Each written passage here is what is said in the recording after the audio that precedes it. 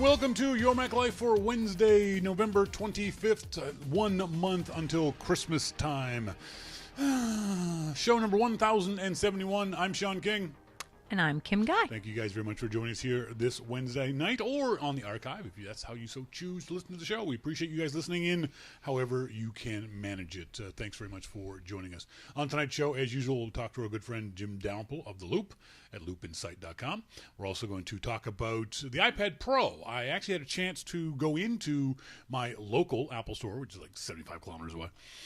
Go into the local Apple store and play around with an iPad Pro. Ask some of the people there who are looking at it what their thoughts about it were, and we'll talk about my impressions, the brief impressions I had of the iPad Pro later on in the show. We're also going to talk about, in our starting point photography segment, camera practice. How it's not just important that you practice shooting. It's important you practice using your favorite camera and figuring out how to use your camera. Those are two different things, but they're also very closely related. So we'll talk about that in the starting point photography segment. Happy Thanksgiving to our American friends. Tomorrow is Thanksgiving. I know we're going to have a lot fewer people in the IRC chat room because it's Thanksgiving and folks are traveling. Our friend Monty can't join us this evening because he told me earlier that he was off traveling today. It's got to be a bear of a day to travel for folks that day before or after Thanksgiving or whatever it might be. So hopefully everyone travels safe to wherever you're going to see family and friends, and you all have a fantastic Turkey Day. Now, as we said before, our friends, the Brits, I got to not stick my hand up far because then it goes into your frame. You guys don't celebrate Thanksgiving. No. Because? We got nothing to be thankful for. Well, it's because we're thankful for getting away from you. So that's kind of awkward for if you guys don't celebrate Thanksgiving. But you started to get into Thanksgiving when you came to Canada. Yeah. And did you know that there are five countries that celebrate Thanksgiving? Did you know this? No, I did not. There are, obviously, Canada celebrates Thanksgiving. Liberia celebrates Thanksgiving. Oh. Because I thought it was just the Americas because of the whole European thing. But Liberia, for those folks who don't know, Liberia was the country itself in Africa, West Africa, was started by freed American slaves. And so they have their own Thanksgiving in Liberia around the same time, I believe. And there's one town in the Netherlands that celebrates American Thanksgiving. American Thanksgiving. The celebration is a non-denominational service. The service is American-themed. One year the assembly sang "God Bless America." The U.S. ambassador reads the president's Thanksgiving Day proclamation. The U.S. consulate in Amsterdam says that people gather for coffee and cookies before they go home and cook. Grenada, the island of Grenada in the Caribbean, also celebrates Thanksgiving on October 16th. And the Australian territory of Norfolk Island. Oh. Norfolk Island is not technically a country. It's a tiny Australian territory between Australia and New Zealand. Apparently one American named Isaac Robinson tried to Americanize the island, introducing a full-fledged Thanksgiving. They've gotten rid of most of the American influences, but they still, on the last Wednesday of every November, the Norfolk Islanders celebrate Thanksgiving where they eat a ridiculous array of banana dishes. Mashed bananas, banana pilaf, bananas baked into bread, green bananas and ice cream, and dried bananas. Also roast pork, chicken, and other local specialties. So other people do celebrate Thanksgiving. The worst American Thanksgiving tradition has got to be the president pardoning a turkey. This is the stupidest thing. I know. I don't get that. It was started by Reagan back in the 80s. People think that this is something that Eisenhower did. And no. It's a fairly recent tradition. And it's got to be the one thing the president goes, you know what? The world's going to hell in a handbasket. Why the hell am I wasting time pardoning a frickin' turkey? They bring him two turkeys. He picks one of them. And that turkey lives on a farm somewhere and apparently dies within a year. Because turkeys aren't pets. We raise them to eat them. I wish the president would stop doing this. What they could do was pick something like they could be thankful for some act or something that another country had done during the previous year. Possibly, yeah. So that would encourage countries to be more friendly and work together. It's like, I am thankful for the support that Britain or Germany or Austria or Africa or Kenya gave to us during this time. Or I think you said something a tradition that you picked up on here in Canada, and I've seen other people do it. We never did it in my family. That of going around the room and saying what you were thankful around for. the table. Around Yeah, the table. what were you thankful for that year? Yeah. That to me seems awkward. It seems like it's forced. It seems... can be, I suppose. It depends who you are. If you feel, some people feel obliged to say thank you to their friends and family. I think isn't it? Be thankful for them. Yeah. But why not? You can be thankful for good health, or thankful for a good job, or thankful for something a long way away. Possibly. I just think it just feels kind of forced. An attitude of gratitude. Yeah, true. Also, sadly, on Thanksgiving, it will be the beginning. I saw someone today call it Brown Thursday. Oh, shut up! It's bad enough we have Black Friday and Cyber Monday. Now we have Brown Thursday. And what Brown Thursday? What does that mean? It's the day before Black Friday, when so many stores are now opening on Thanksgiving. And I will not shop at any store that opens on Thanksgiving. No. Because not only should the customers be home during Thanksgiving, the frickin' staff should be home during Thanksgiving too.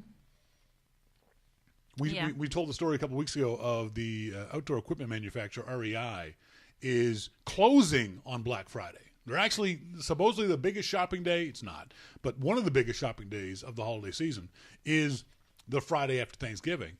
And these guys are actually closing now, which I think is, I wish I needed outdoor stuff, because I would go to REI and buy outdoor stuff, because I think that's fantastic. I don't think that stores should be open on Thanksgiving. Okay, I get Black Friday, but not on Thanksgiving. But it turns out some malls force stores to be open on Thanksgiving, because in the contract it says your store has to be open when the mall is open.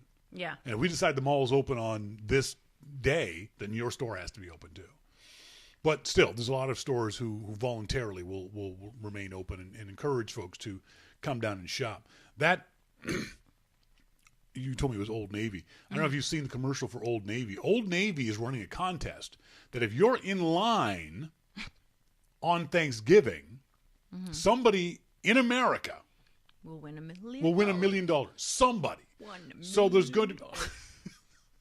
So there's going to be 1 million people standing in line for the chance to win $1 million. So you're taking 1 million people out of their homes on Thanksgiving and not forcing them, but encouraging them to stand in line for the chance of winning $1 million.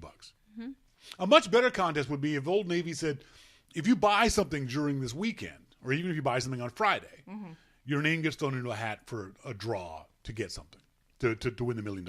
That I wouldn't have a problem with. Yeah, that would make sense. You're giving thanks for their custom and their support of your business, and then you give back. And the reward for me is that I get to go shopping and buy stuff for whatever. There's no reward to stand in line at Old Navy for the chance of winning $1 million. I think that just feeds into this whole commercialization of Christmas and getting away from not the religious aspects of Christmas, but certainly the goodwill towards family, the goodwill towards men aspect of Thanksgiving. People time. Christmas. People time. Yeah, exactly. It really pisses me off. It's not hammer time. Old Navy is doing something. A funny story I posted up on The Loop that a Chinese billionaire, Li Ying-Quan, doesn't exactly struggle to afford a plane ticket, but can now fly for free, first class, with his whole family, anywhere in the world for the rest of his life because he bought a painting. Not just because he bought a painting, but because he bought a painting and put it on his Amex Black card. Smart man. He paid $170 million for a painting, put it on his credit card. That's just kind of mind-boggling to me. But the thing was, I posted this story on The Loop, and I said, I saw an Amex Black card once many years ago. A guy bought a package of cigarettes at a gas station, and I said, I wanted to punch him. And people on The Loop are going, why did you want to punch him? Would you get anger issues? Are you jealous? Can you people not spot a punchline? It's a joke. Do you not get that I was kidding? Why would you even think that what was it? Somebody said, I bought some peanuts with a Visa card yesterday. Do you want to punch me too? Yeah, not sure why someone would want to. You know why they're reacting that way? I hate to say it, peeps, but because I've been there. It's a guilty conscience because they feel guilty when they put what's the word? I was going to say combustibles. No, consumables on a credit card, because that's a big no. You don't do that unless you're like made of money, like you said. That's why. Hang on, what do you mean don't put consumables on your credit card? Why not? You should never put consumables on your credit card. Why not? Because you've got a huge bill and the stuff's gone. You've got nothing to show for the debt. Like gas? Right. Food? Beer? No. Really? You shouldn't put stuff like that on your credit card. No. Laptop, car, lights, furniture. Sure. You still got the piece of furniture. Okay. Otherwise you're paying for something and paying interest on something that's already gone. You've already eaten it. Doggy Dude in the Loop says, yeah, not sure why someone would want to hurt somebody just because they're successful in life and are able to get an Amex Black Card. Maybe jealousy. Oh, you humorless prigs. Yeah, I know. Jesus, lighten the hell up. You wouldn't actually want to hit them. You just being It was funny. a turn of phrase. It's funny because, you've got a black card. So really? You're going to put your cigarettes on a card? And I saw this. People are going to have a lot of sex in driverless cars. I said, duh! People are going to do stupid things in driverless cars. People are already doing stupid things in driverless cars. You saw the video last week of the guy in his Tesla who got in the back frickin' seat of his driverless car. So someone's going to have sex back there, or even in the front seat. This is good, and I don't point this out as a purient interest in this kind of thing. It's kind of like, it's the idea that our laws haven't caught up to technology. Right. That driverless cars are coming. Are our legislators at every level, state, provincial, city, municipal, federal, thinking about what people are going to do with these things? And they're not. No. They're going to wait until they actually happen and then go, oh, we have to pass all these laws. And there certainly are laws now on the books. Obviously, you could probably get, I don't know, if a cop saw you, you might get arrested for public indecency. And then there'll be the argument of whether inside your car is private or not, things like that. But there are all kind of laws there. But yeah, people are going to do dumb things in driverless cars. There's no way around it because people generally do stupid things. So instead of, like Brian said, instead of the Mile High Club, it'll be the Auto Drivers Club. That's right. And then finally today, did you know that Einstein's general theory of relativity is 100 years old today? Oh, wow. Today was the day he published, in 1915, when he published his general theory of relativity. And I remember, I think I was in grade 6 or grade 7 and learning about this stuff. And literally it was like, blew my mind. Just the concept. And I, to this day, don't completely understand. I certainly couldn't explain it to anybody. But the idea of what that represents, space-time and time folding on itself, and these things that we think of as being constants are not constants. I didn't realize at the time that gravity wasn't the same everywhere at all times. No. That gravity, even on Earth, gravity changes. And the reasons why gravity changes because of mass and all other kind of stuff. We don't realize these things that we call black holes were first described by Einstein in his general theory of relativity. He's the guy who invented black holes. He's the guy who first described black holes. What's wrong? I hear a buzz in the background. Jeez. It's my dog ears. The Big Bang Theory came about because of the general theory of relativity. GPS came out because of his theory of relativity. The idea that things, when they move, things don't. The triangulation of GPS signals are a factor of the general theory of relativity. Wormholes are a factor of the general theory. We don't realize how much of that stuff. So there's one theory came out of all that stuff, all that science stuff.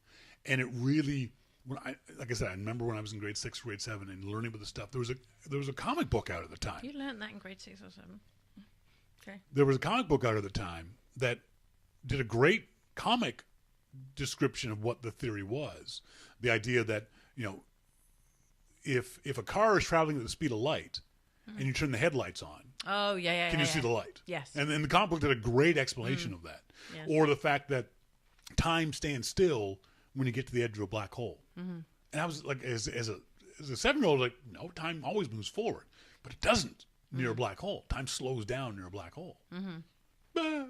You know, it's like, but literally my entire universe got just twisted around by this one guy, Einstein, who had this massive freaking brain that could conceptualize this stuff and then describe it in this theory.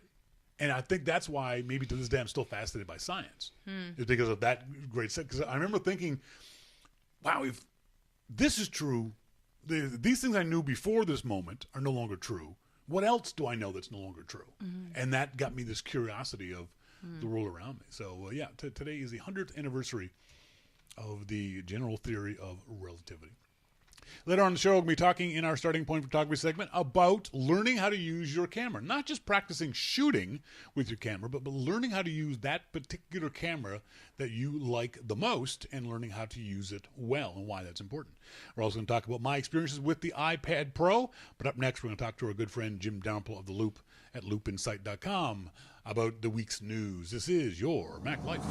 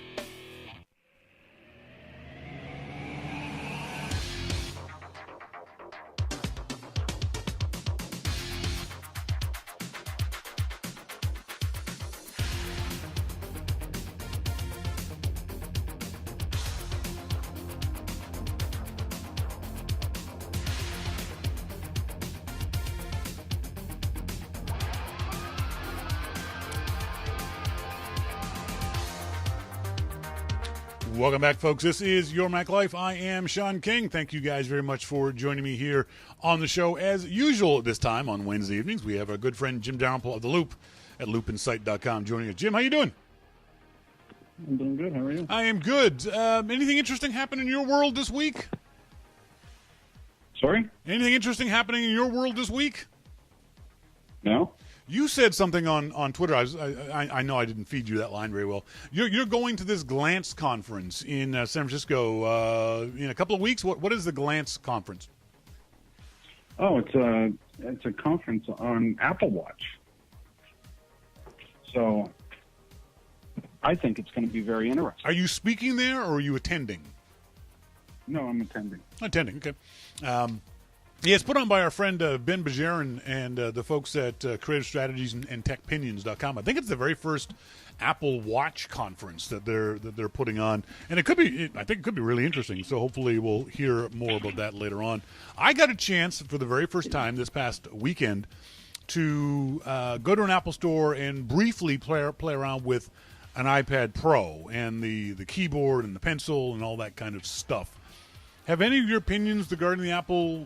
The iPad Pro changed over the last week? No. Are you using it Are you using it as much as you were before? Yeah. I think that for me it's still as solid as what I first thought it was. No. I didn't really expect that my opinion would change, to be honest. I think when it comes to products, I tend to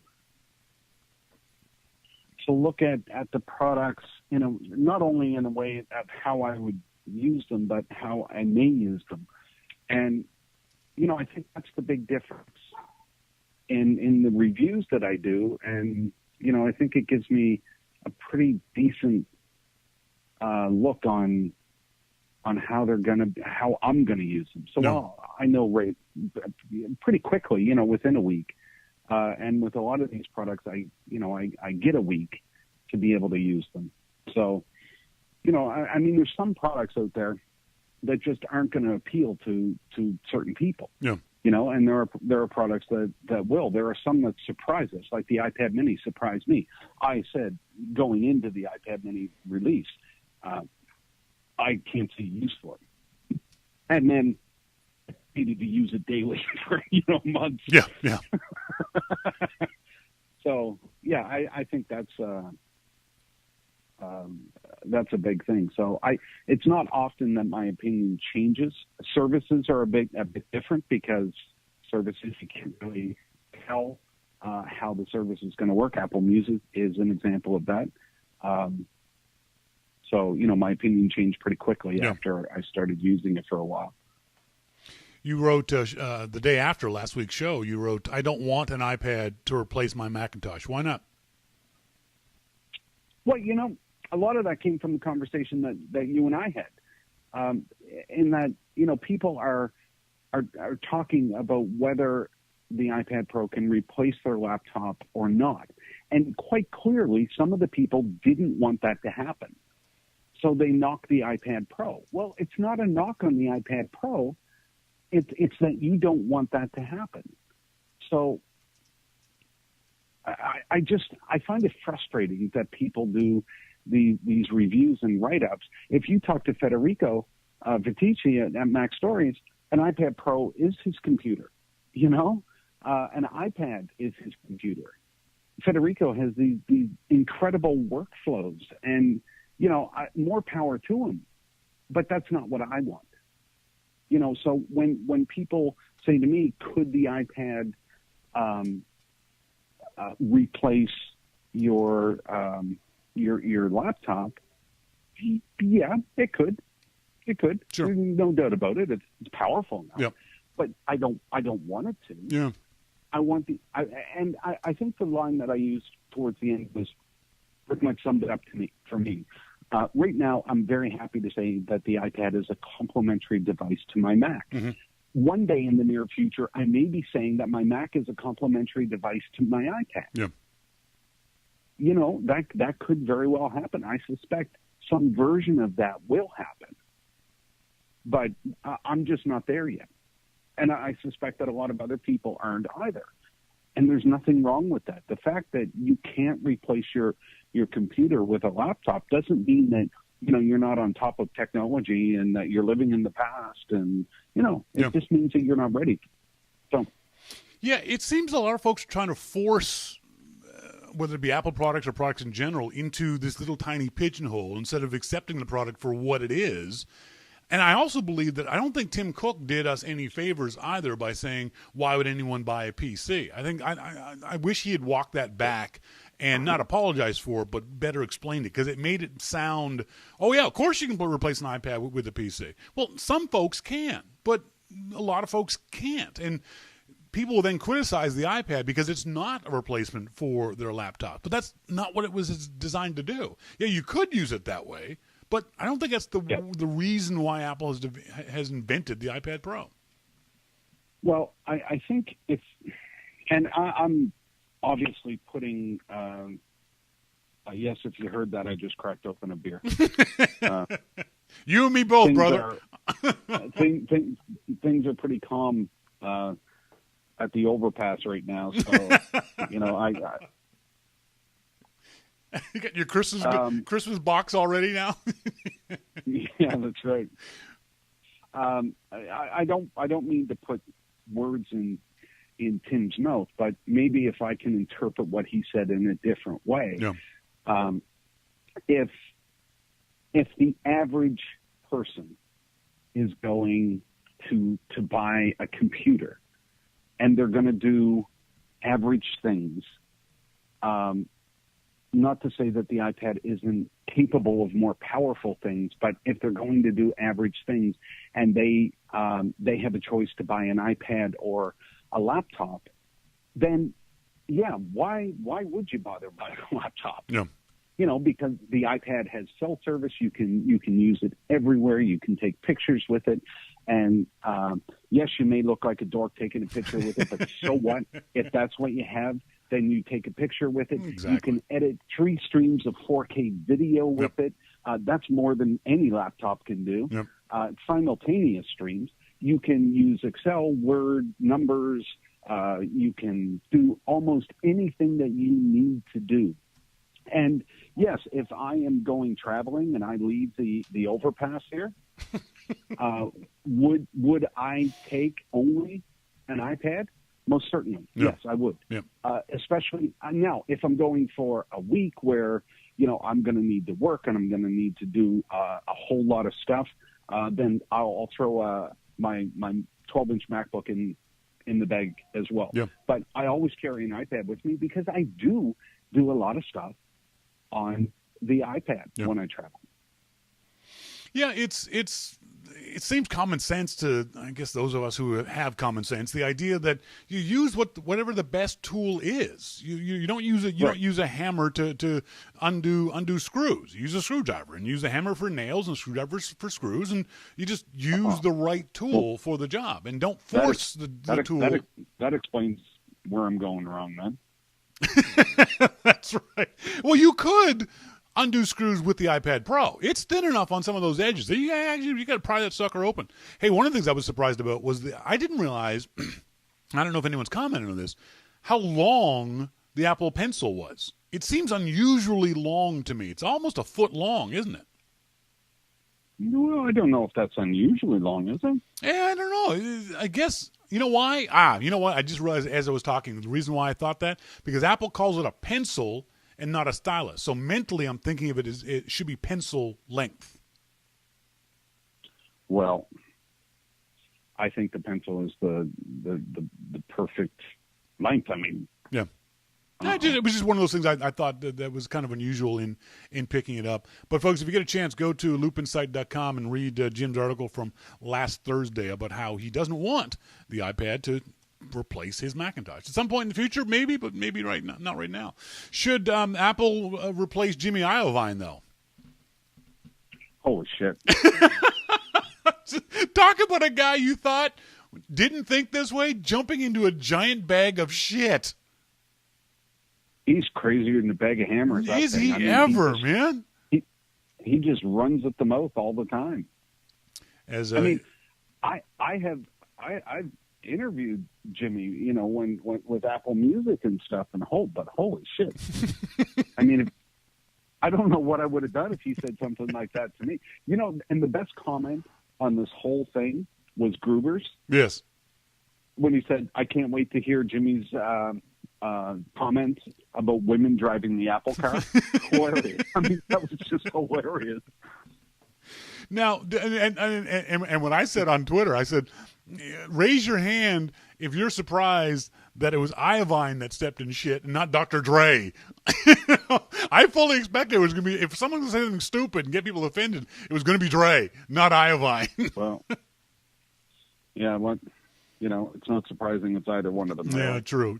Should Apple punish Iovine? Should he be remonstrated in public? Or do you think behind the scenes, Tim Cook said, dude, don't do it again? Well, I don't know. What are they going to do to him? Fire him. I mean, was that a firing offense? Well, then that defeats the whole purpose of why they hired him in the first place. Possibly. You know, they hired him to use his contacts and everything, and now you're going to fire him? No, they won't do that. They won't do that. But I think it would be wise of them to not let him speak again publicly. Arc sign. An old white guy says old white guy stuff. Yeah, that's pretty much it, isn't it? That's pretty much it. Pretty much it. You know, and I'm an old white guy, and I wouldn't even say stuff like that. Certainly not publicly, anyway. Jesus, I wouldn't even say that privately. Yeah. I mean, it was definitely a dumb thing for Iovine to say, and I wouldn't have been surprised. I mean, luckily he came out very quickly and offered up what seemed to be a sincere apology. But yeah, but who cares? Yeah, exactly. I mean, the damage is done. Yeah, that's right. That's right. And the thing that gets me about this right now is that before, when Jimmy did stupid things, Jimmy did damage to Beats. Jimmy's doing damage to Apple right now. Big difference. Here's a company that holds itself up as, for its hiring practices, for its all of this stuff that it does, fighting discrimination and all this. And then you get Jimmy going out and saying this stuff. Yeah. That directly affects Apple and its brand. Yep. And not in a good way. So on one side, you've got Tim saying, "Oh yes, we're diverse and we're hiring all kinds of minorities and diverse people," and then you get Jimmy going out and talking about women who can't understand how to use playlists. Jesus. I remember reading that and went, okay, I got to check to make sure that quote's accurate, because that was just a really stupid thing to say. Well, and did you also see that he said that iTunes was dead, basically? Yep, he did. When they asked him, when Charlie, what's Charlie's last name? Which Charlie? Charlie, that was interviewing him on CBS. Oh, Charlie Rose. Charlie Rose. When Charlie asked him, so is streaming going to kill iTunes? And Jimmy said, well, everything comes to an end. What? You mean iTunes is dead? Holy shit.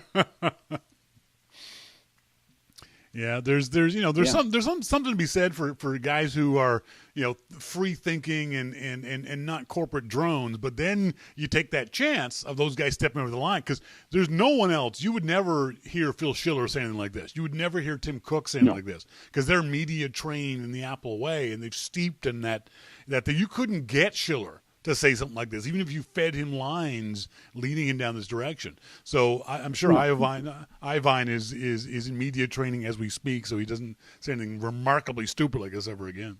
Well, his media training should be a hammer to the knuckle. That's right. The Wall Street Journal reports that Apple is seeking to launch Apple Pay in China by February. Now, we heard the announcement last week that Apple Pay is coming to Canada, but only for Amex card holders. If they pull this off in China, they're going to be competing with a lot of companies, in particular Alibaba, which owns 80% of the Chinese contactless pay market. Do you think Apple can compete against Alibaba?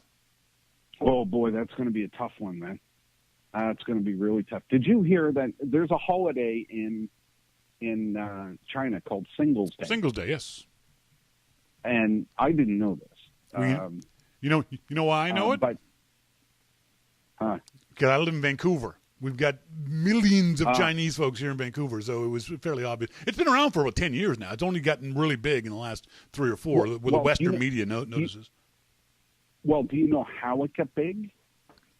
Through the internet and shopping. I learned this today. It got big because Alibaba promoted it as a big day. Yeah.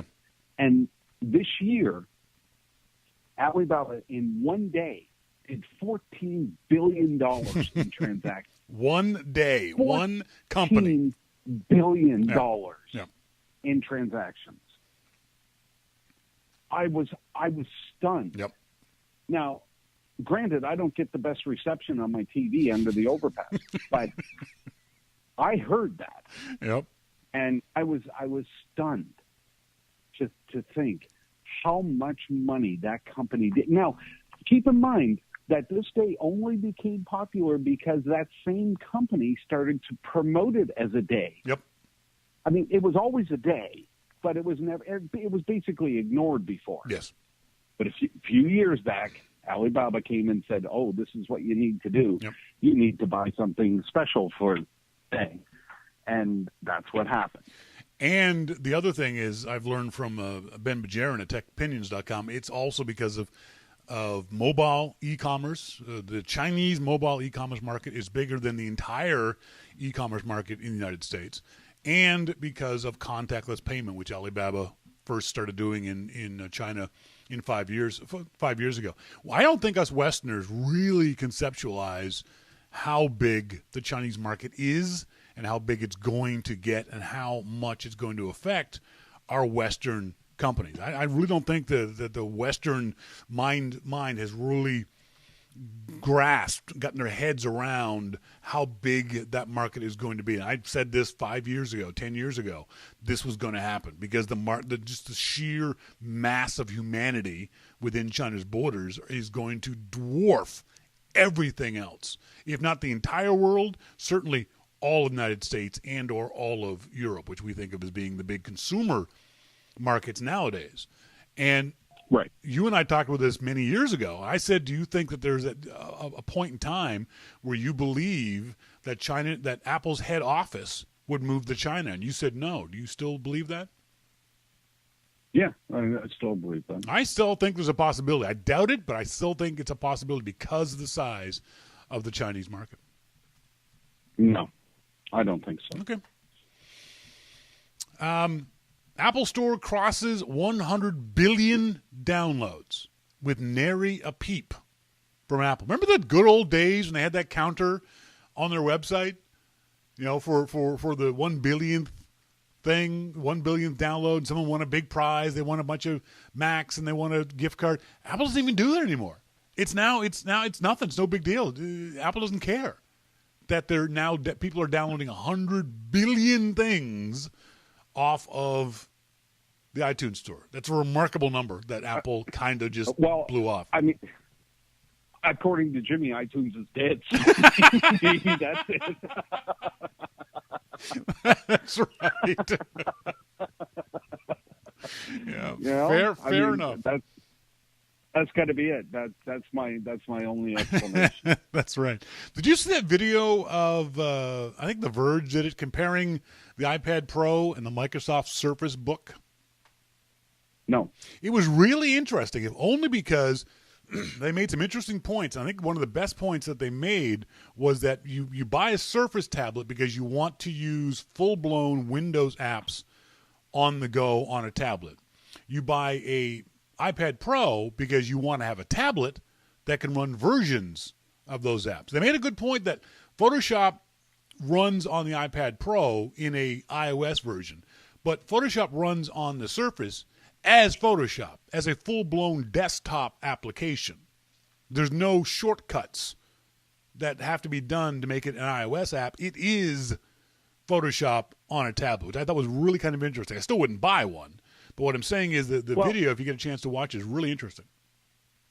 See, I still don't think that it's the way to go, and it's nothing about Apple, but it's about the device itself. Yeah. I mean, when I look at what Adobe did for Photoshop on the iPad Pro, it's brilliant, absolutely brilliant. Yeah.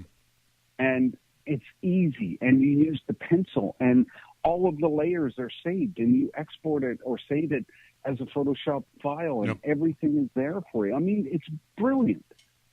And that's the way that a tablet is. I think at this point, that's the way a tablet is, that we want to use it. Mm-hmm. We want to use optimized applications, and optimized not only for speed, but for usage. So, okay, maybe you don't agree.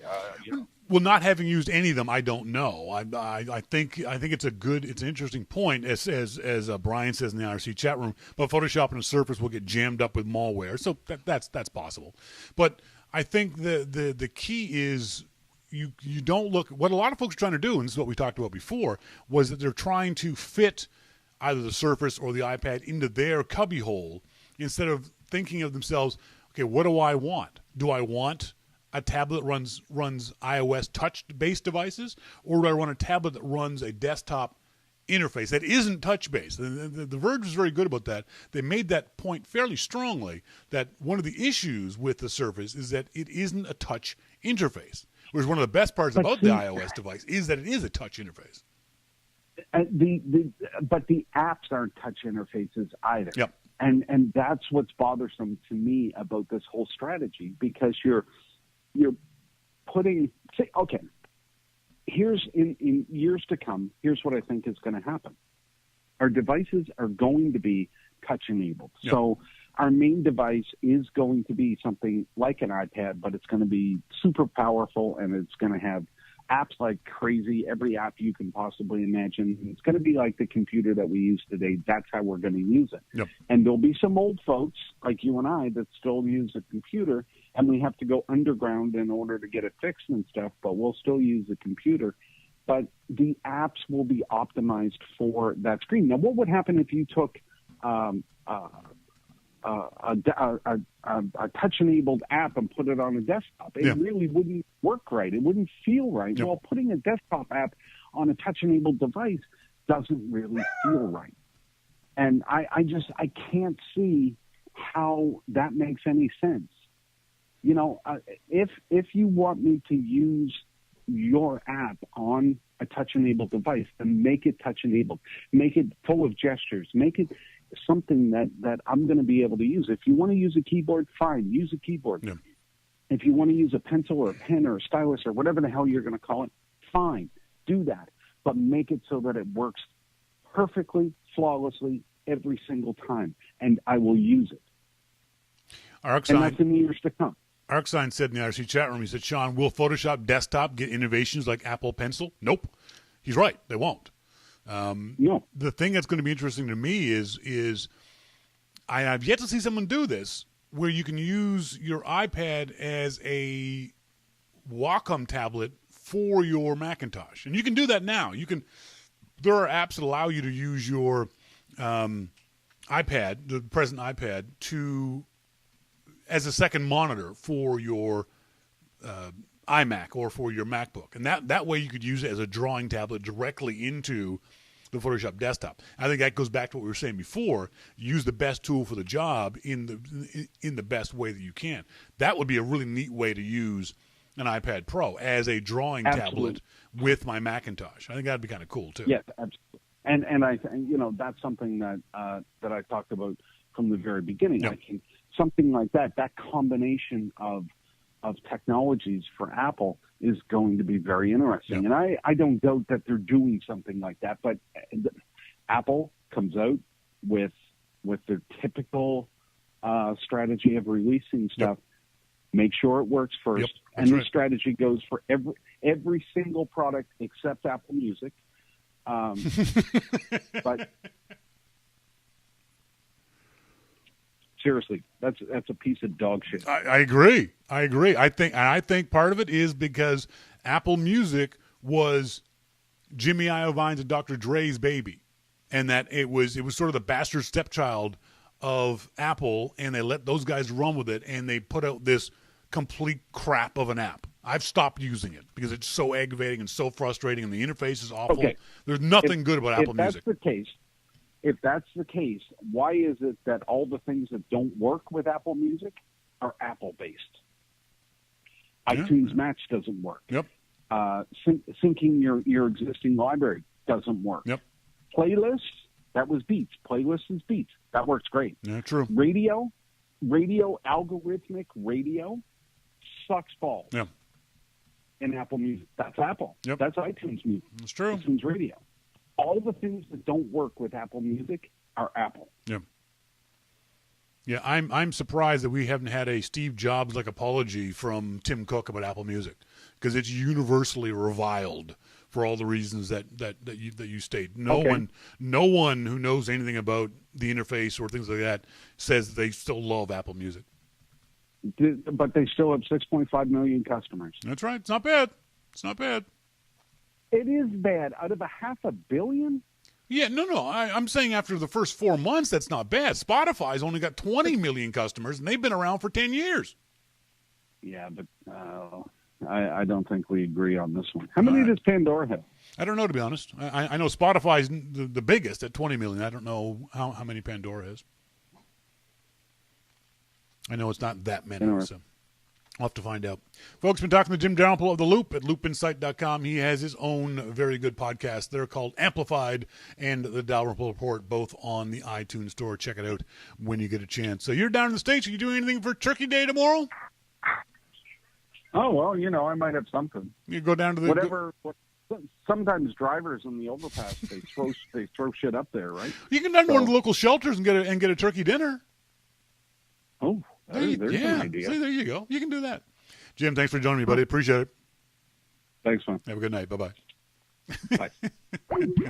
Jim isn't actually homeless, folks. Don't take that the wrong way. Turn your mic on. Oh, jeez. Sorry. That was my fault. My fault. Completely my fault. My fault. I didn't turn down the mic before that. So, you learned about IRC, are you?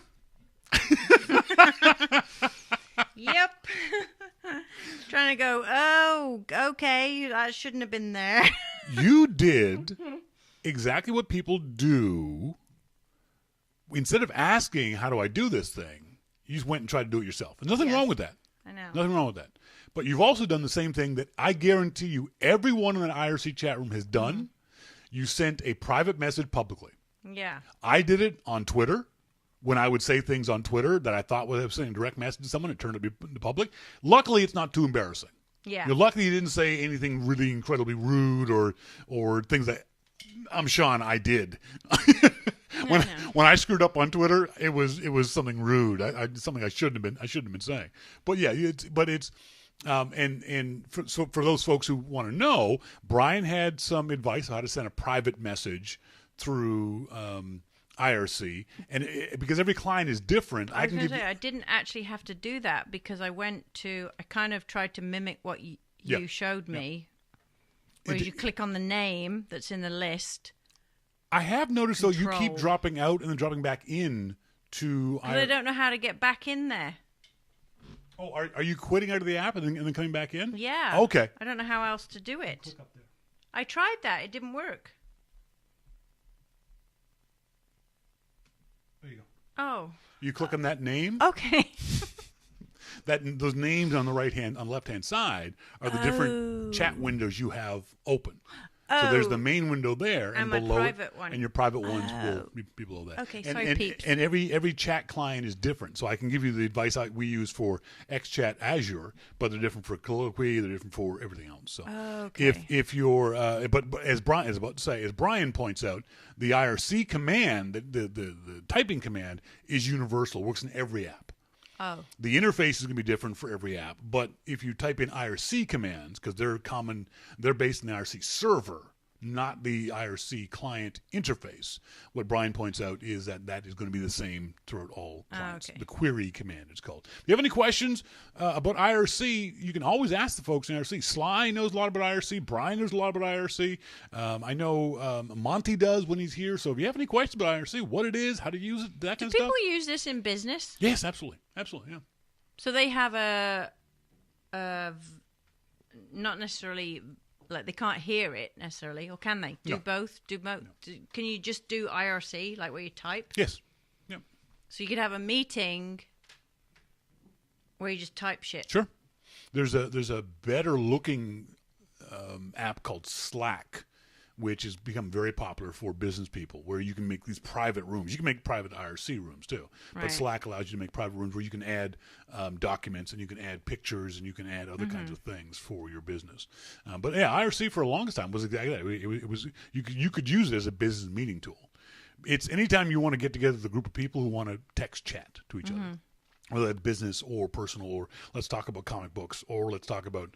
But what's the advantage of this over like a conference call? This conference call you have to pay attention to. You have to listen, because at least in IRC I can scroll back and see what someone said. On a conference call, I can't scroll back the voice. Okay. There's a record of this on a conference call when someone's recording it. There's no record. Once you hang up the phone, you've lost it. It's gone. Here you can have an actual hard copy reference of what someone typed. What somebody typed. Yeah. And the other thing is you can do different things too. I mean, if I'm on a conference call, I got to still, no matter what I do, I still have to be able to hear the conference call. IRC, I can get up and go to the bathroom. I can answer the phone. I can walk outside, and then when you come back, you can just scroll through and see what people said. Ah, okay.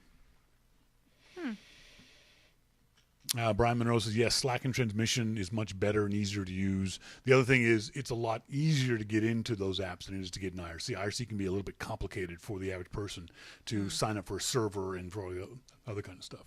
IRC tends to be a little more of a geeky tool than Slack or Transmission. Okay.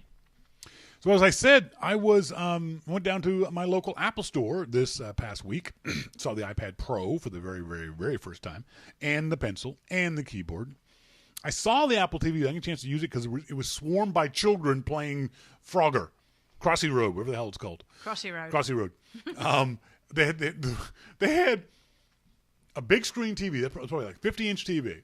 And then the Apple TV right in front. And they weren't using the Apple TV remote. They were all using a controller. Oh, controller. An actual game controller. But because the way it was, the kids were this far away from the screen. They were like this. And the kids were looking to play Crossy Road. They had to be doing this to see the cars. They were having a ball. The controller looked kind of cool. And the Apple Pencil looked kind of cool. But neither of them were attached to anything. In other words, you could have walked away with either of those devices. No. And I said this on Twitter. I thought it was very, very strange. I actually asked the Apple Store employee, I said, how many of these Apple Pencils? The Apple Pencil is $100 for the Apple Pencil. It's $100. How many of these have you lost? The guy said, none. I said, no one's stolen any of these? He said, no. I'm like, yeah, bullshit. I said that on Twitter. I heard from 4 different Apple Store employees who said they haven't lost any either. That's really interesting to me. Now, I know Apple fans are very respectful of maybe the that's what it company. is. Maybe that's what it is. Because I know Apple's got security in the store. Every store you go into, there's X amount of plainclothes security. Not an Apple, Yeah. but other people who look like customers. Customers, yeah. Are in there. And they're very good, but they still lose a lot. More than other, but Apple's willing to lose more for that shopping environment that they have. But I thought it was very interesting that the guy said, no. Now, maybe he was blowing smoke up my ass, but like I said, I heard privately from 4 Apple Store employees that we haven't lost any either. The pencil is oddly long. And I think the reason why is because my brain, I'm thinking pencil. But it's about a foot long. It's got an odd, to me, weighting to it. It feels a little top heavy. Is it a foot long or is it 6 inches? You're a guy. Raise your hand if you knew she was going to do that joke. It's got an odd weight to it. It feels not a lot heavy, but a little bit top heavy. It's got a really neat feature to it that's got a weight inside of it that when you put it down, it won't roll away. It'll sort of weeble and wobble. Yeah, that's cool. And settle down itself. Well, it's got to be because we don't want to drop it. Yeah, and unlike the Surface, with its magnetic side, which I think is kind of neat, you don't want to have extra bulk where you have to slide your pencil into something. But although I can see some companies are going to come up with an iPad Pro case that will have that ability to slide your pencil. Because you don't want to just toss your pencil into your backpack. No. You can't put it in your pocket. It's too long. You don't want to damage the tip. So there's got to be something. Someone will come up with a case that you'll be able to do that. Pad and Quill. Pad and Quill, I guarantee Pad and Quill will do it. Yeah. A very classy one. The iPad Pro is freaking huge. It's massive. You don't really understand how big it is until you pick it up, and it's like that big. It's not as heavy as you expect it to be, though. It's not as heavy as the original iPad. I think it's slightly heavier than the iPad 2.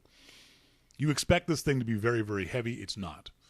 That being said, I can't see it being really popular in, someone said, I read somewhere that this would be great in schools, in K through 12 education. I can't see giving an iPad Pro to a 7-year-old. Well, why not? It's too big. Oh. It's too big. When you've got the iPad Mini and you get the original iPads, not the original, but the latest version of the iPad, I think that's good enough for the... I can't see a 7-year-old who needs the kind of power of the iPad Pro anyway. The iPad Pro is a college and above level thing. I haven't been able to find out because I don't have one. I'd love to know what handwriting recognition is on them. We've seen a lot of folks talking about the iPad Pro as a drawing tool. How is it as a note-taking tool? For college kids, those of us who remember our long lost days of college, you took a lot of notes writing them down or typing them on a keyboard. I can type on a laptop keyboard faster than I can, more legibly than I can write. I can handwrite faster than I can on an iPad screen. So if I could get an iPad Pro screen where I could write out my notes and then have it be turned OCR, optical character recognition, into text, like then cut and paste into File. a document. Yeah. That would be great. The icon situation of the iPad Pro is freaking ridiculous. It's utterly insane. The fact that Apple has not managed, for whatever reason, to the operating system on the iPad Pro is the exact same operating system for the most part as on your iPhone 5S. It's OS 9. Okay, so everything has to be the same. What Apple would have to do is make iOS 9.3 just for the iPad Pro, because right now the icons are like this far apart. Oh. And they look ridiculous. Oh, They're really spaced out on the iPad Pro. It looks really, really dumb. Mm. You could fit like 4 other icons between the icons that are on the iPad Pro. Oh. Because what Apple's done is the screen is so big, it just scales Stretched up. it, yeah. As opposed to letting you add more icons and get 30 icons on the screen. You're still only getting 16 icons on the screen. They just leave a giant gap between the icons. It looks utterly ridiculous. Oh. ArcSign says, Shawn, maybe there are less stolen Apple devices nowadays because so many get iCloud locked and useless after they get stolen. Oh, no. I understand that. Yeah. But that's not true of the iPad, of the Pencil or the joystick. Oh, I get the fact that there are fewer devices stolen, laptops and that kind of stuff. But the Pencil obviously isn't locked to anything. The joystick, the controller isn't locked to anything. He also says iPad Pro will allow keyboard with Apple Pencil illustrations and highlights. Oh, I know it will do that, but I want a note-taking app and keyboarding notes. So that's that. See what anyone else saying in there. It was the speed of it was noticeable. The fact that things obviously happen instantly. That there was no lag time. Using the keyboard was really interesting in a couple of ways. The keyboard wasn't nearly as bad as I thought it was going to be. It's a little tiny plasticky kind of keyboard. Does it roll up or is it hard? Like, does it stay in a keyboard shape? It's hard, but it folds up. Folds, okay. So the keyboard itself doesn't bolt, bend, or anything like that, but it folds into the iPad Pro. But it folds in a slightly awkward kind of way. It's very origami-ish. You have to fold this flap, and then this flap, and then this flap kind of thing. Okay. You get used to it fairly quickly. And it doesn't add a lot of bulk to it. The downside is the keyboard only fits on the screen in one way. There is no tilt ability. There is no way to get it further or closer and else. You either like it at that angle or you don't use it. Oh, I see. So the screen is there? Yes. And nowhere that's else. It, and nowhere else. You can't have it there or further. The way it attaches to that keyboard. Okay. Unlike the Surface which has a leg built into the back of it, and that leg can go any number of places. So in that regard, the Surface is a better device. Because sometimes you want to sit back a little further, sometimes you want to sit a little closer, and you want to be able to move that screen back and forth. It's not a deal breaker. It was a little annoying because there's glare. When I'm staying in the store, I would have liked to be able to move the keyboard so I could get the glare of the lights behind me, or the sun, or whatever it might be. But I was surprised at how not bad the keyboard felt. I could see me typing on the keyboard. Like we've always said, keyboards are very personal, and what keyboard you like is the keyboard you like. And I've gotten used to typing on. For example, I don't like the keyboard on the MacBook Air. I like my separate keyboard. It's got a different feel to it. But I could get used to the keyboard on the iPad Pro. That being said, if I was going to buy one, I wouldn't buy the keyboard. And I don't write long form in a coffee shop. I don't write long articles on the keyboard. So I would use the on-screen thing. But the Pencil is remarkable. The Pencil, for the category, I think could be the killer app for the iPad Pro. I've used a lot of styluses. I've used a lot of drawing tablets. When I was in Portland, I was friends with the guys at Wacom, and I used their tablets.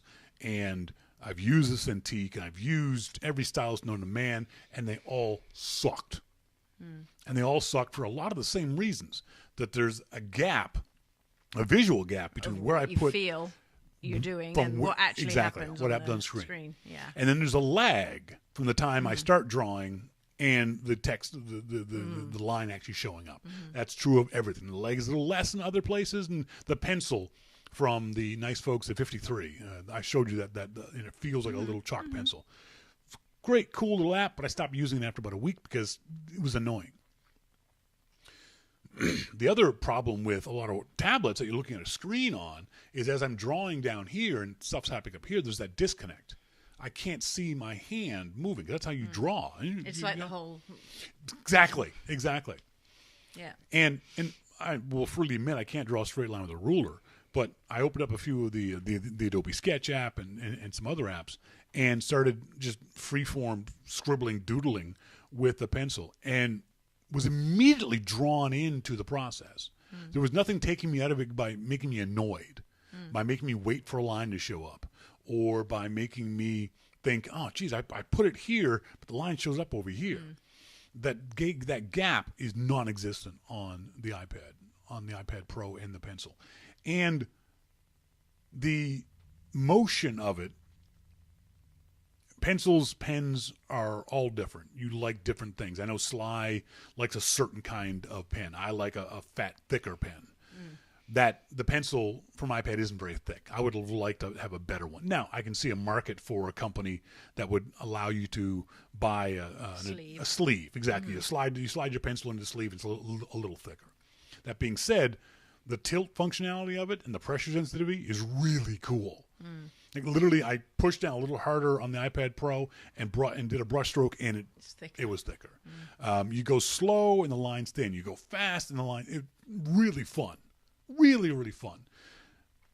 I could definitely see with the right app, with Corel Painter, with Art Rage, with a bunch of other different apps that are out there, me wanting to learn how to draw on the iPad Pro. And I've never said that for any other drawing device I've ever used, where I now want to learn how to draw. As a photographer, as an image editor, I can definitely see how I could use this to make my photos more artistic. I can't see me using this for the kind of overall edits I do in Lightroom, where you're increasing and decreasing the exposure. You're doing that kind of stuff. You don't need a pencil for that. You can use your finger. Now, the iPad Pro will be great for that because I've got a bigger screen to look at these images on, as opposed to either an iPhone screen or even regular iPad screen. The biggest problem for us here in Canada, the iPad Pro, that's the other thing. You can buy a 32 gig iPad Pro, which is too small, or 128 gigabyte iPad Pro, which is too big. There's no 64 gig iPad Pro. There's nothing how in can the something middle. Be too big? I don't need 100. Well, too big because it costs too much. Oh, It's $1,400 in Canada for the iPad Pro 128 gigabyte. It's too much. Too much. Yeah. The 32 gigabyte one is too small. I know I'll fill that up with images and apps. So is there a 64? You can't buy a 64. Apple doesn't make a 64, which just pisses me off because that's if I could justify buying it, that's the one I would buy. I don't want to spend the extra $400 on the 128 gig one. If I could get a 32 gig one for $1,000, maybe I could sell a kidney and buy one of these things. That being said, I don't travel enough to justify an iPad Pro. I think the iPad Pro really is, for the average person, a travel device. And by travel, I mean you're going to go sit on the couch. You're going to go to the beach. You're going to go to work. You're going to go to grandma's house. You're going to go. Everything I like about the iPad Pro, except for the pencil, I can do personally better on a big screen iMac. There's no situation where I would work-wise use the iPad Pro over the iMac. Same with my iPad I use here. I'm on my iMac, the 27-inch iMac, 10 hours a day. I use the iPad when I'm out traveling, when I go to the coffee shop, or I'm sitting on the couch. Right. Do you have any impressions for the iPad Pro? Have you folks tried it out or you bought one? Send us emails to onair@yourmaclifeshow.com. Let us know what you think of the iPad Pro. In our starting, by the way, if you hear a little barking, if you hear a little oof, what's going on? What's going on with him? He hears everything that's going on outside. Get him up. I know. Oh my God. For some reason, he's being fussy dog. What are you doing? Come here. Up. Come here then. If you want to say hello. There you go. There he is. Yeah. Grummy saying hello. Maybe now he won't be barking at random strangers. Brian Monroe says, I agree with you, Shawn. They messed up not having a 64 gigabyte. I don't think they messed up. I think they did it on purpose because they want people to buy the more expensive device. They knew the device was going to be in demand, and the new X percentage of people were going to buy, couldn't get the 64, so they would upgrade to the 128. I think the next version will see that flip. I think maybe the next version, Apple might drop the 32 and bring in the 64 and move the price points around that way. I think right now Apple's getting the money out of those customers that really, really want the iPad Pro and are willing to spend the extra money for it. That was the TV.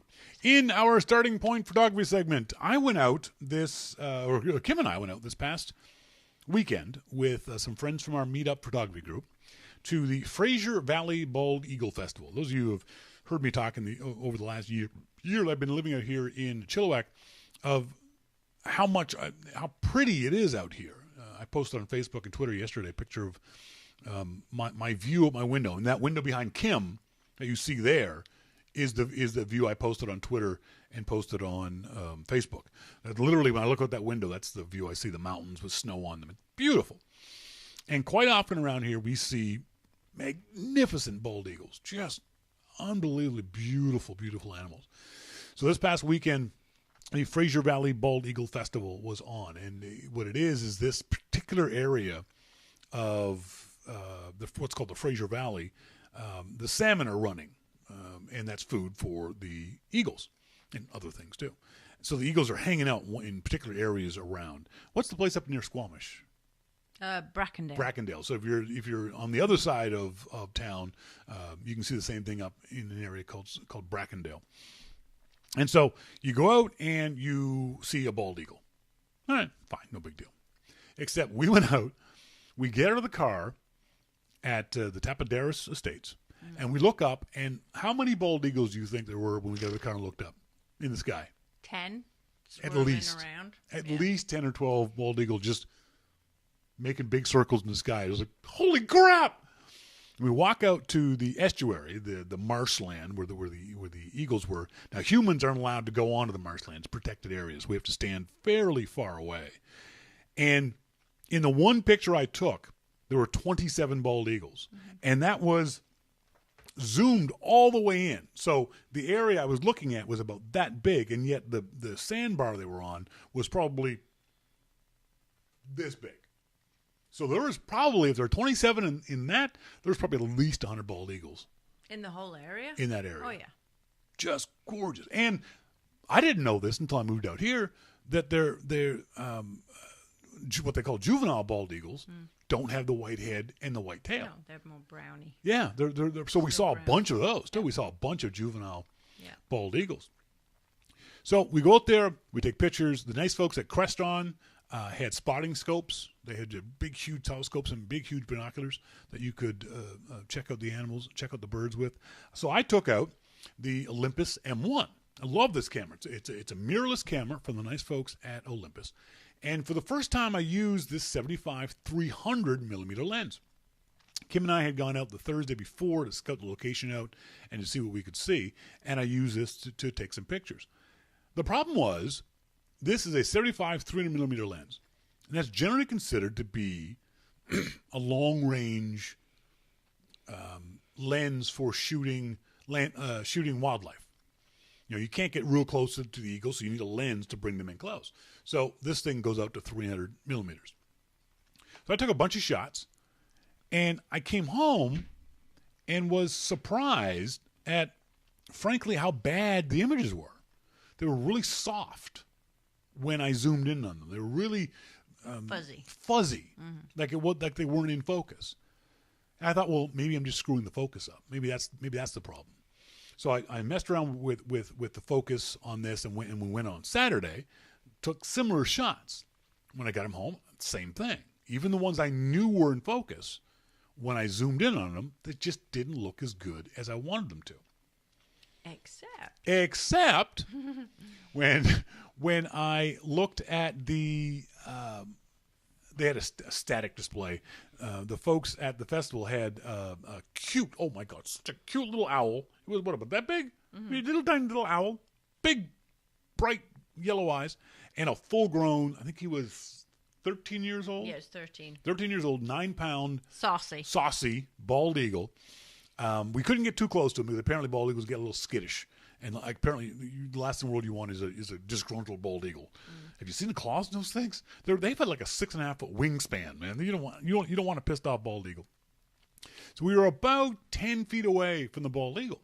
I started taking shots with this camera, with this lens. Now remember, I thought this lens was all soft and mushy, zoomed in real close. Some of you have already seen these pictures of the bald eagle that I shot and posted up on Twitter on Sunday or Monday. Which day was it? Well, Monday. What Monday? Monday I think it was Monday. Yeah, Monday. I think you posted them. And They turned out really good. let me put this one up here. And Yay. so there's. Oh, jeez. Oh, go back. Let's try this. There's the one. Open image, new tab. Grommet, stop barking at strange animals. There we go. So, put this on the screen so all you folks can see it. This was with that exact same lens, zoomed in about 2/3 of the way. So I was about at 200 millimeters in this lens. Even though I'm standing 10 feet away, I still zoomed pretty close in to get these pictures. And it wasn't until I got them home and looked at them in the camera, and someone actually pointed it out to me. This picture is so sharp, you can see His eyelashes. the eyelashes on this bird. Oops, hang on, let me just find that for you. Wow, I zoomed in way too close. You can see the eyelashes. I didn't even know eagles had eyelashes, I know. let alone what they look like. That's cool. That was just blew me away. And then the other thing I noticed was the detail I captured in the feathers. This kind of individual, I don't know what the individual feather bits are called, but that kind of detail that I captured in the feathers that I did not see in the original shot. I wasn't shooting for that. Same with this one. I love the blurry background and the detail in the edges. That's where you always look to see what kind of detail you're getting is in the edges of things and the edges of feathers and stuff like that. Just spectacularly gorgeous animal. Mm-hmm. And then there was this cute little owl. And although he looks like, we always have the mental image of owls. This one looks like a great big huge brr owl. This thing was above the size. He was 6 inches. 6 inches, yeah, if that, if that. But again, the detail in the shot using the exact same lens. So I zoomed in to it, and I was actually closer. I think the owl, we were about 6 feet away. So I used the zoom lens to get really close to the owl. And the point of this is, learn what your camera can do. Learn where the sweet spot is for your camera. Learn the characteristics of your camera's lenses and shooting abilities. One of the things I discovered using this Olympus is that its autofocus is really relatively slow when shooting moving animals. It was really tough to get decent shots of the birds as they were flying by us. Even though they were moving fairly slowly, autofocus could not capture them very well. This lens and this camera would not have been very good if I was trying to shoot motion like car races, because the autofocus just isn't fast enough. Well, now I know that about this camera. And I know if I'm going up shooting something that's moving fast, this is not the camera or the lens I'm going to take with me. So you can't expect your camera to do everything. You've got to know how your camera works, and you've got to work within the parameters of that camera. You got to go out and practice, and you got to go out and practice not just shooting, composition and leading lines and color and that kind of stuff, but you got to learn how to use your camera. When I was shooting and realized that My focus was off. I knew, because I knew how to use the camera, how to change the autofocus. I knew how to change the burst mode. I knew how to change the aperture because I'd practiced with this camera. I knew how to use this camera. So that's one thing you got to do. Don't just put your camera on auto. Don't just learn how to do better composition. Learn how to use your camera. And it starts with reading the camera's manual. Yes, I know your camera's manual sucks. They all suck. They're all always going to suck. There's just no way around it. Those things are always going to be awful. But learn the manual because the manual will tell you what your camera is capable of and what the buttons do. Arxon makes a great point. Don't all lenses have some kind of aberrations at the max zoom? Yes, that's true of every camera. All the way zoomed in, all the way zoomed out, at the max and on either end, almost every consumer level lens isn't at its best. I tend to zoom all the way in on something and then dial it back just like a quarter turn. Or if I'm zoomed in all the way, I'll go out just a quarter turn. So just a little touch, because every lens that I've used anyway has a little bit of, it's just not as good at either end of its scale. That's a good point, Arxon. Thanks very much for helping me make that. We got some, did you have anything for tonight's show? Anything you, except for IRC? Okay. As always, send us emails to onair@yourmaclifeshow.com. We love getting emails from you guys during the show or during the week. The email address works during that time too. And don't forget about our contest. We thanks very much to our Secret Santa. We have a 64 gigabyte Apple TV to give away on next week's show. So you have until next Wednesday at showtime, 5 o'clock, 5:30 p.m. Pacific time, next Wednesday to get your entry form in. It's easy to do. It's free. There's no excuse for you not to do it. I don't understand why everyone hasn't done it yet. It just confuses me. It's December next week. It is. I know. On Tuesday. Yes, it is. I know. I can't believe a whole year's gone by. It's crazy. Go to the website, yourmaclifeshow.com. At the top of the page, there's a Friends of YML contest entry form. Fill the entry form out. It's easy to do. Send me an email. I drop it in the virtual hat. That's all you got to do. And on next week's show, we'll pull a name out of the hat. But we would prefer if you would subscribe to Your Mac Life for $2, $5, $10, $15 a month, whatever you so choose. It comes out of your major credit card or your PayPal account, and it allows me to keep Kim in the style to which she's become accustomed. Really? That was your response? Damn it. And the thing is, when you subscribe to the show, you get extra entry forms based on the amount of money you subscribe. So you can get extra entry forms for $4 and $6 and $8 and all that kind of stuff. So please do that as soon as you can. Emails from you guys in the past. Actually, I think I got an email tonight from someone. Let me just quickly. There we go. Our good friend Scott Randall in the Long Island Macintosh User Group. Kim, even though you don't want to pay attention to science and statistics, you are still adorable and funny. That's me. Anyway, here's one thing we all agree on. The most dangerous part of a car is the nut behind the wheel. Exactly. I was glad to hear Jim say the iPad Pro cannot be a laptop or desktop replacement for everyone. For some, yes. But if you have certain types of work to do, it just won't cut it. When I first heard the rumors that the iPad Pro would boot Mac OS X as well as iOS, I thought, this is for me. I especially like the idea of the pencil. But as we all know, this was not the iPad Pro we got. Thinking back, what I really would want is a MacBook with a screen you can write on. Almost as good. Would be allowing other iPads, Air, Mini, etc. to be able to use the pencil. I could show to my MacBook Air screen and then to a projector. Whether or not that comes to pass remains to be seen. Have a great Thanksgiving, Scott. Scott, you forgot we're Canadians. We had ours a month ago. That's not going to happen. Tim Cook has said they're not going to merge Mac OS X and iOS. They're not going to dual boot. They're not going to do those things. As he says, and I believe he's correct in saying this, it requires too many compromises. One of the things we don't realize is on a touch screen, the area of touch has to be the size of your finger. Mm-hmm. On a desktop interface, the area of touch only has to be as big as the icon on your laptop. Mm-hmm. Or sort of the icon of your mouse. It's easier to touch things using a mouse, small things, than it is with a finger. Right. The other thing is you don't want to be reaching out and touching your screen on a desktop. You don't mind on a laptop. No. Now, what Scott's saying is, he said he wants a MacBook screen you can write on. Well, right, with the pencil. you can sync up, as I said before with Jim, you can sync up your Macintosh and your iPad and do that kind of stuff.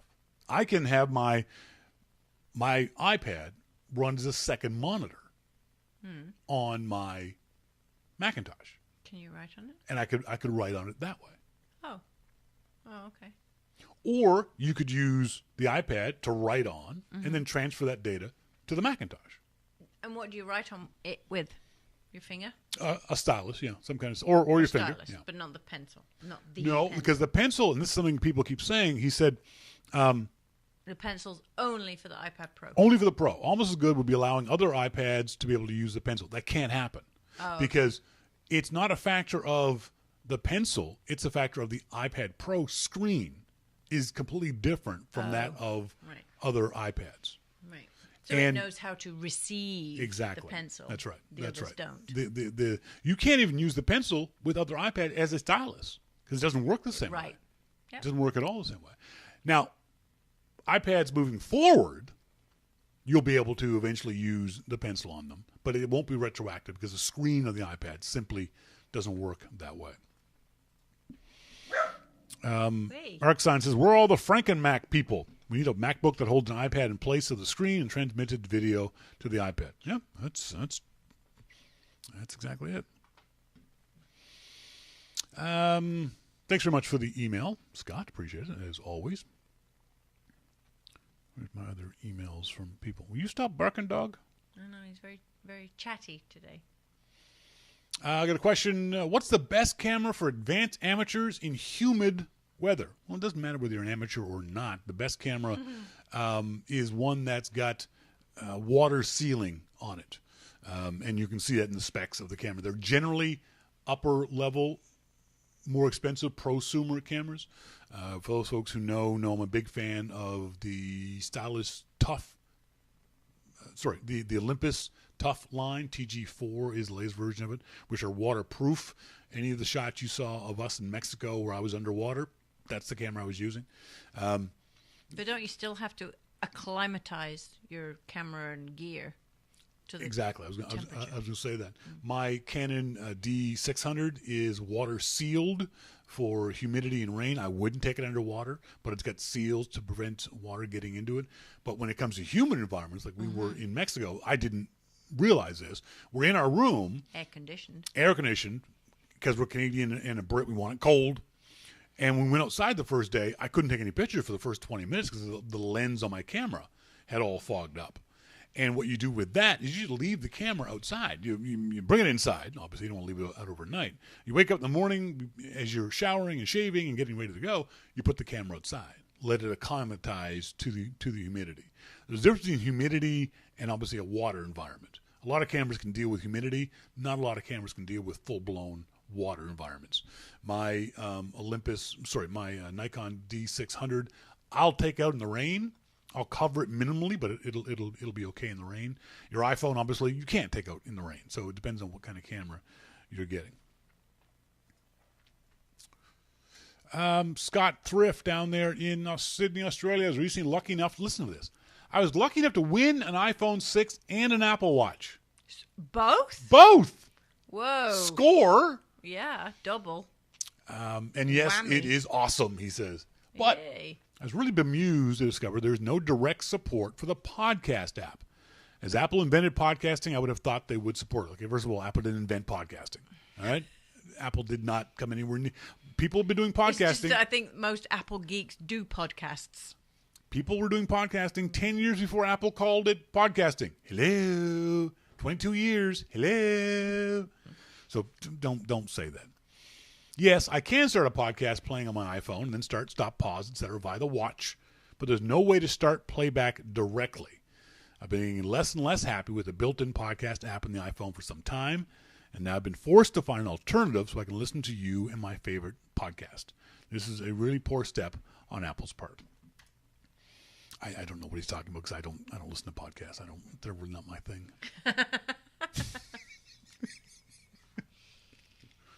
Don Beck There's Don. I think Don's in Martha's Vineyard. Ooh, nice. Don says, lost it. Emojis. I'm not a big fan of using emojis. My wife likes to use them. My main complaint is that, yeah, you're a huge fan of emojis. Mm-hmm. My main complaint is that on the iPhone, they're too small for me to see, even with my reading glasses on. In fact, when my wife sends me a text with an emoji, in order to figure out whether I've done something good or I'm in trouble, I have to take a screenshot of the text and look at it in pictures where I can zoom in and see what the expression really is. Dude, just ask your wife, am I in trouble or not? That's a good one. Yeah, I know. He says, Halifax. I went to Nova Scotia in 1964 and loved it. He said the following year, didn't make it back because of our wedding, 29 and a half years and going strong. Good for you, Dawn. Nice. Long story short, we haven't made it back yet. Maybe it's time. I wonder if that bakery we loved in the waterfront area is still there. No, probably it's not. But yeah, the go bakery? to Halifax.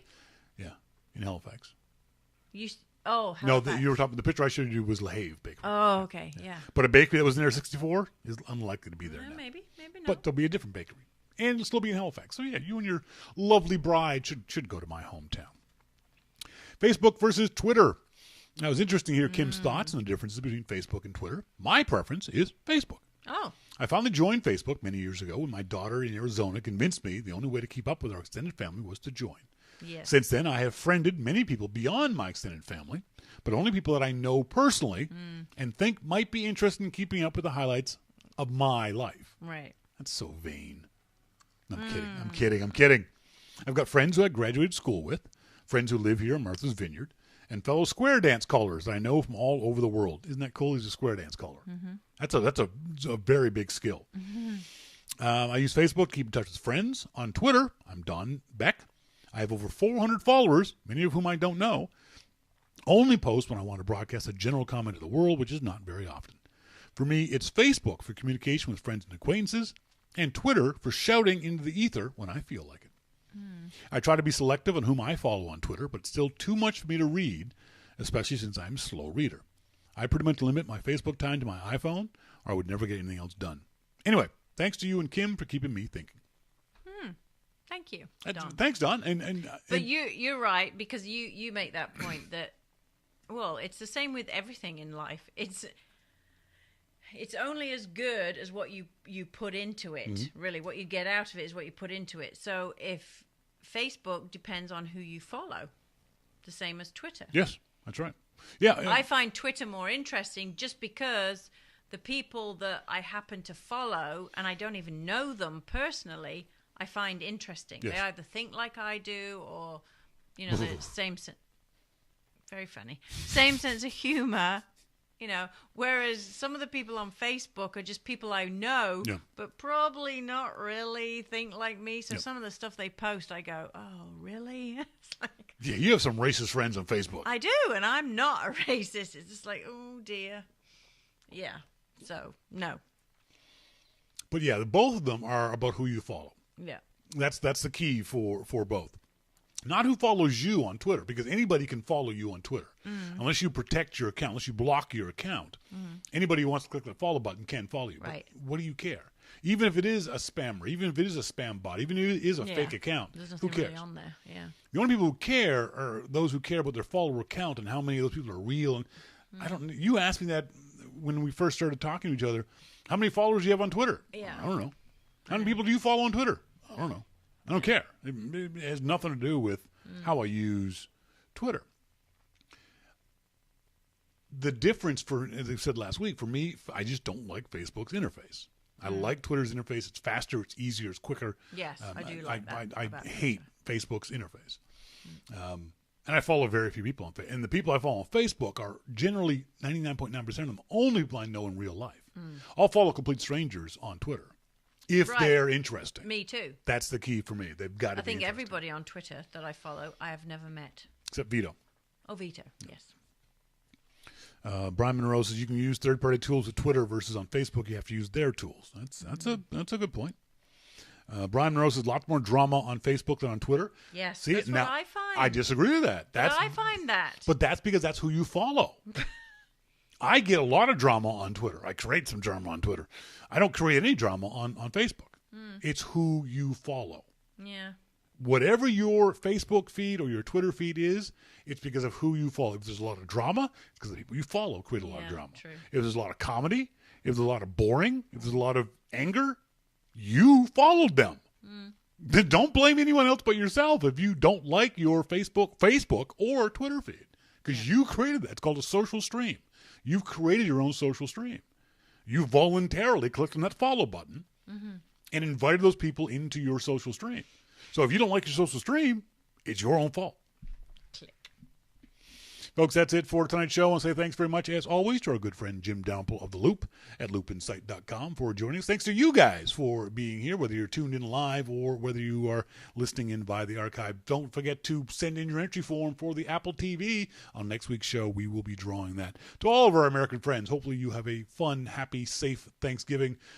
Travel well. Do not get yourself into trouble. Have some turkey and ham. And I love ham. I'm more of a fan of ham than I am turkey. No, I like turkey. Yeah, no, and stuffing. I want ham. I'm going to have a ham sandwich tomorrow in honor of our friends in America. Until next week, as always, she's been Kim Guy. And I've been Shawn King, and you're listening to Your Mac Life. Thanks very much for joining us. See ya!